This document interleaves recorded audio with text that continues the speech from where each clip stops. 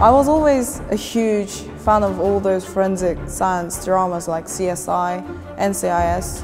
The most recent one was probably Sherlock.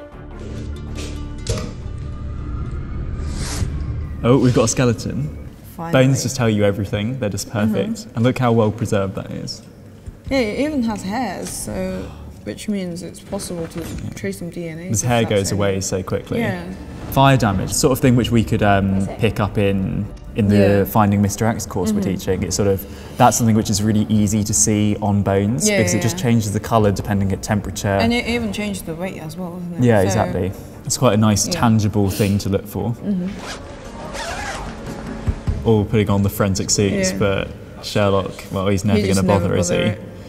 It's funny that no one's interrupting him. Like, even the police, you know, they are the one who should say, like, excuse me, you have to wear these. I mean, like, I love Sherlock, but this would just never happen. At least he's putting some gloves on. Looking at things like the wedding ring and sort of, it's forensics, but it's also building a sort of a psychological profile. See in here, like, he's taking into account the, like, you have to know the time of death and how that's linking in with what she was wearing, which is why it can be really useful if they have their clothes still on. I always wonder, wouldn't the murderers, if they know that people can trace from their clothes, like victims' clothes and everything, why don't they strip them down?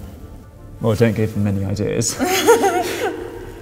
I really like shows like CSI and Silent Witness. It's very glamorized and very sensationalist. It's sort of, they make the lab look perfect, all the equipment is state of the art. They always get it right and everything goes very quickly, which maybe is a little bit artificial, but it's quite inspiring. It sort of shows you the sort of dream job which you could have in this field.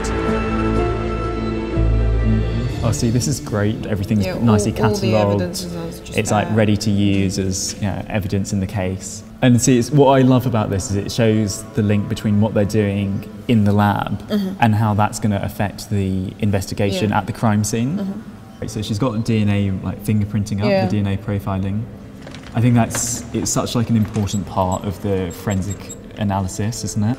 Well, with nowadays technology, it's so accurate. It matches for over 99%. And in fact, it's sort of it's quite, I mean, in that we learn about it on the course, and it's quite straightforward to follow, and it provides such like confident confirmation of what's happened.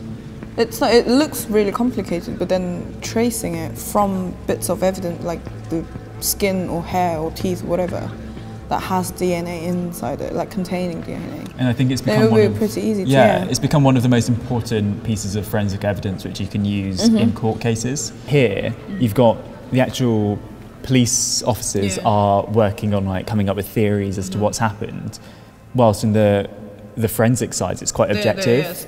You aren't really taking the theories into what's happened into account. You just provide the objective evidence and how that can relate to it. I think what's great about these shows is for people who have got a genuine interest in forensic science is they provide an insight into what the field is like.